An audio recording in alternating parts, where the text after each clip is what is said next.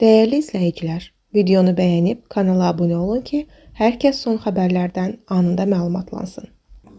Azərbaycanın bir sıra rayonlarında təbiət hadisəsi nəticəsində zərər çəkmiş ailələr üçün ev tikiləcək. Xəbər verilir ki, İqtisad Nazirliyinin əldə etdiyi məlumata görə bununla bağlı Fövqəladə Hallar Nazirliyinin tikintidə təhlükəsizlik Nəzarət Dövlət Agentliyi hazırlıqları başa çatdırıb. Məlumata görə Lənkəranda 2 ədəd, Siyəzəndə isə 1 ədəd 3 otaqlı fərdi yaşayış evləri tikiləcək.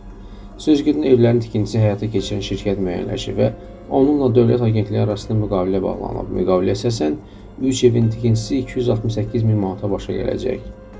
Agentlik daha əvvəl isə Zaqatala təbiət hadisəsi nəticəsində zərər çəkmiş ailələr üçün 34 ədəd fərdi yaşayış evinin tikintisinə qəzalı vəziyyətdə düşən 9 çoxmənzilli binanın və əlavə olaraq daha bir fərdi yaşayış evinin bərpasına bu ilin yanvar ayında başlayıb.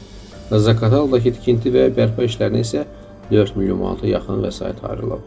Məlumat üçün bildirək ki, hazırda Hacıqabul rayonunun Nəvai qəsəbəsində 11 ədəd fərdi yaşayış evinin, Salyan və Sabirabad rayonlarında 4 ədəd 2 otaqlı fərdi yaşayış evinin, Şamaxı, Ağsu rayonlarında 5 ədəd fərdi yaşayış evinin tikintisi və 1 ədəd fərdi yaşayış evinin bərpası, Cənub bölgəsində 14 ədəd fərdi yaşayış evinin tikintisi, Qobustan rayonunda 1 ədəd fərdi yaşayış evinin, Gədəbəy şəhərində 24 mənzilli binada və Daşkəsən şəhərində 1 ədəd istinad divarının bərpası da nəzərdə tutulub.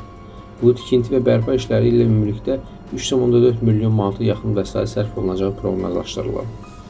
Qeyd edək ki, təbii və texnogen qəzalar nəticəsində zərər çəkmiş ərazilərdə bina və qurğularda bərpa yenidən qurma işlərinin təşkili, bu işlərlə bağlı sifarişçi funksiyasının yerinə yetirilməsi agentliyin vəzifələrindən biridir.